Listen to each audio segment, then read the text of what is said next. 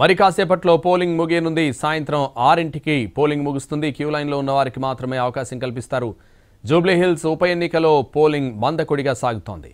ఇదే విషయానికి సంబంధించి వెంగళరావు నగర్ నుంచి మరింత సమాచారం మా ప్రతినిధి ప్రేమ్ లైవ్లో అందిస్తారు. ప్రేమ్.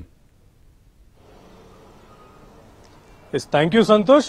జూబ్లీహిల్స్ ఉప ఎన్నిక ముగియడానికి మరొక 45 నిమిషాలు మాత్రమే సమయం ఉంది. ఈ నేపథ్యంలో అటు పోలింగ్ స్టేషన్ల దగ్గర ఇప్పటికీ కూడా ఇదే వాతావరణం ఉదయం నుంచి ఎలాంటి పరిస్థితి నెలకొన్నదో అదే పరిస్థితి ప్రస్తుతం కనిపిస్తుంది.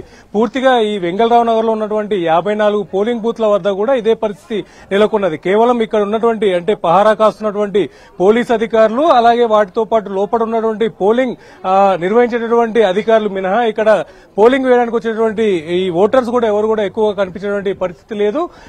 ఏదేమైనప్పటికీ కూడా అటు ఎన్నికల అధికారులు ఎక్స్పెక్ట్ చేసిన విధంగా పోలింగ్ శాతం పెరిగే అవకాశం ఉంటుందని చెప్పి అనుకున్నప్పటికీ కూడా ఎలాంటి పోలింగ్ పర్సెంటేజ్ పెరిగేటటువంటి పరిస్థితి కూడా లేదు. అంటే అటు జనరల్ ఎలక్షన్ లో గత జరిగినటువంటి ఎన్నికల్లో 2023లో ఇక్కడ 47% ఓటింగ్ కూడా నమోదైనటువంటి పరిస్థితి ఉంది. ప్రస్తుతం ఇక్కడ